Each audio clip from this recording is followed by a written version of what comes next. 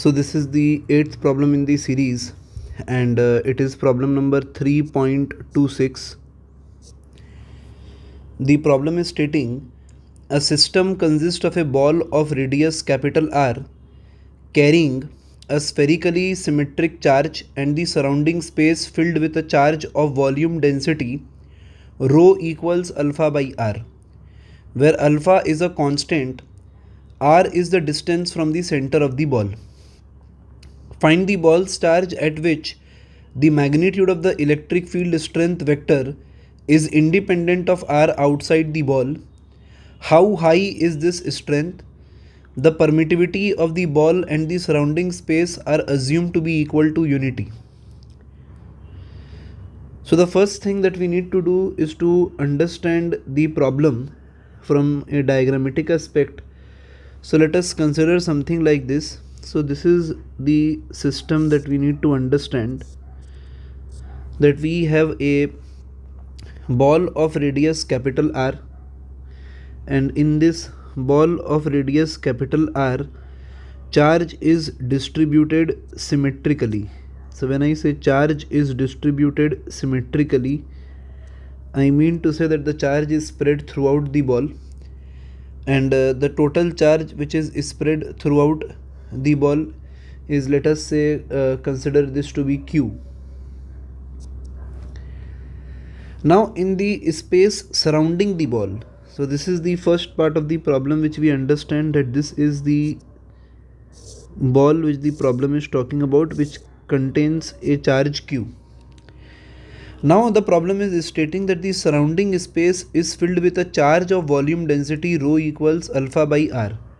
So what do we mean to say with this statement is that if I consider a region over here which is at a distance small r from the center of this ball,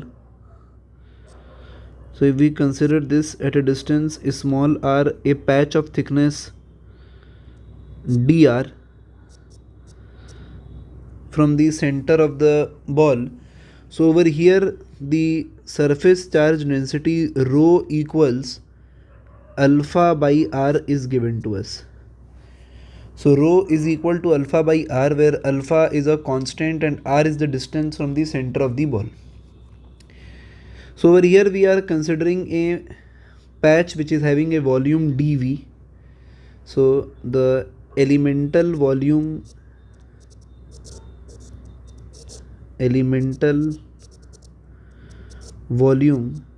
dV equals 4 pi r square dr, and since rho equals alpha by R, we can consider that the charge which it holds is equal to alpha by R times 4 pi r square dr, and on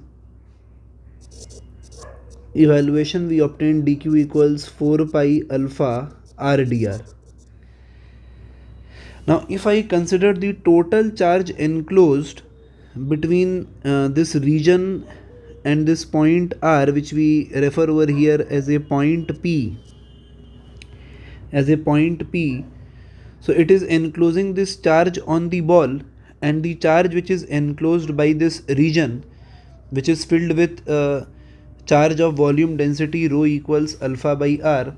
So over here we can say that if we integrate this, so we get Q equals integration of 4 pi alpha r dr, and it is integrated from capital R to small r, and we obtain the value 2 pi alpha r square minus r square. So this is the value that we have in the region.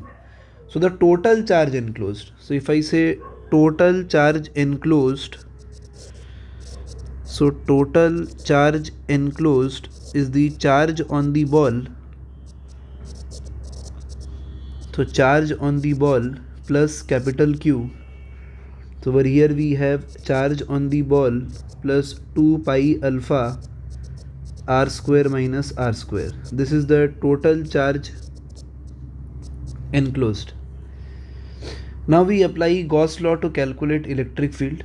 So the tough part of the problem is over, where we need to first of all understand what exactly the question is talking about.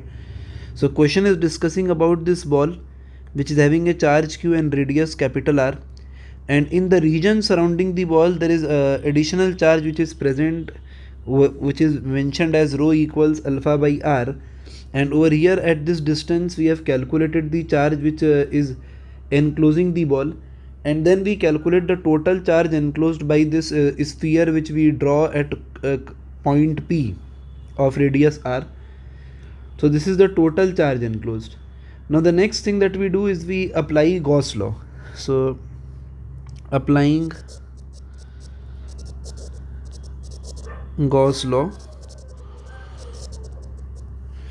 So if we apply Gauss law, we can say E equals 1 upon 4 pi epsilon naught R square, and the charge enclosed Q plus 2 pi alpha R square minus 2 pi alpha capital R square. Now the problem over here is stating find the ball's charge at which the magnitude of the electric field strength vector is independent of R outside the ball. So now for this term to be independent of R outside the ball, so over here if we have the term Q, then we will have R square in denominator. If we have this term, then R square will cancel out and we will get a certain value, and if we will have this term, then again R square will remain in the denominator. So for E to be independent of R, for E to be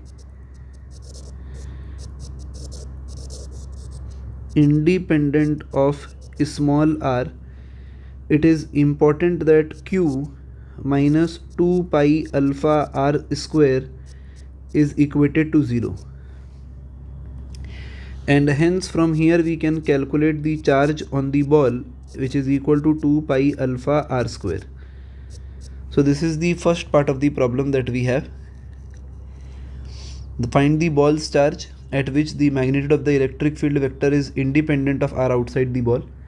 And now we calculate the corresponding value of E. So hence, if we calculate the corresponding value of E, so E equals 1 by 4 pi epsilon naught R square. So Q minus 2 pi alpha R square is equated to 0. So we have 2 pi alpha R square, and the terms will cancel out and we will get E equals alpha by 2 epsilon naught. So this is the value of E and the final part of the answer. So this is how we solved this problem. It was problem number 3.26 and the 8th problem in this series.